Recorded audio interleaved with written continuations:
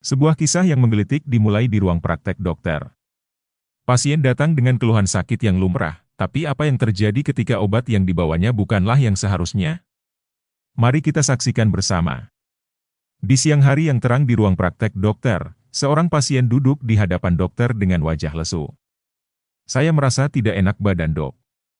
Saya sering batuk, pilek, demam, dan sakit kepala," ujarnya. Dokter dengan cermat mendengarkan keluhan pasien. "Oh, itu gejala-gejala flu biasa. Apa Anda sudah minum obat?" tanyanya. "Sudah, Dok. Saya minum obat batuk dan obat flu yang saya beli di apotek," jawab pasien dengan yakin. Dokter menarik informasi lebih lanjut. "Apotek mana?" tanyanya lagi. "Apotek sebelah rumah saya, Dok," jawab pasien, tanpa curiga. Namun, ekspresi dokter berubah menjadi heran. "Apa nama apoteknya?" Pertanyaan selanjutnya mengungkapkan ketidaktahuan pasien. "Apotek Sehat Selalu, Dok," jawabnya dengan mantap. Dokter tidak bisa menahan tawa. "Itu bukan apotek, Pak. Itu toko kue," jelasnya. Kemudian, dengan penuh penyesalan, pasien menyadari kesalahannya. "Loh, kok bisa?" ucapnya terkejut. Dokter dengan cermat meneliti barang-barang yang dibawa pasien. Dengan sorotan yang tajam, dia menunjuk pada kotak obat yang seharusnya berisi tablet flu dan botol sirup batuk. Namun, yang ada di dalamnya bukanlah obat-obatan, melainkan kue tart dan kue lapis yang menggoda. Sang dokter tidak bisa menahan tawa saat mengekspos kesalahan yang lucu ini.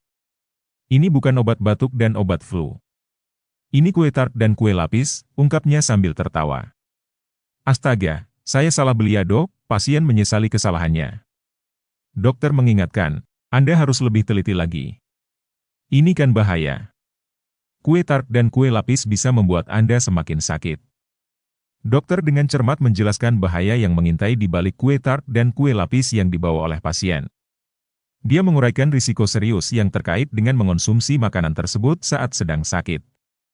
Bukan hanya menyebabkan kenaikan berat badan atau gangguan pencernaan, tapi gula berlebihan dalam kue-kue itu dapat menghambat sistem kekebalan tubuh, membuat virus dan bakteri berkembang biak dengan lebih cepat. Tambahan lagi, adanya bahan tambahan seperti pewarna dan pengawet dalam kue-kue tersebut bisa memperparah gejala yang sedang dirasakan oleh pasien. Sementara itu, suasana berubah menjadi lebih ringan. "Lalu bagaimana sekarang, Dok?" tanya pasien dengan rasa lega. "Saya akan memberi Anda resep obat yang benar. Tapi sebelum itu, bolehkah saya minta satu potong kue tart dan kue lapis Anda? Saya lapar nih," ujar dokter dengan canda. Dokter dengan senyum lebar, meminta izin kepada pasien untuk memperoleh sedikit cemilan dari kue tart dan lapis yang dibawanya. Dalam momen itu, suasana yang tegang berubah menjadi candaan hangat antara dokter dan pasien.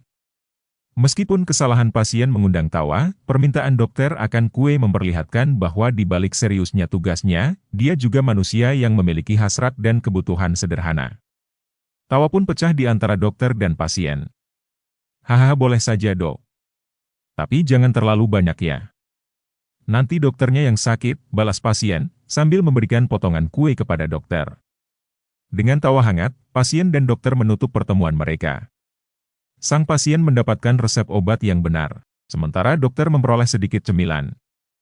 Namun, pelajaran yang paling berharga adalah pentingnya teliti dalam memilih obat dan tidak mempercayai segala sesuatu yang terlihat sebagai apotek.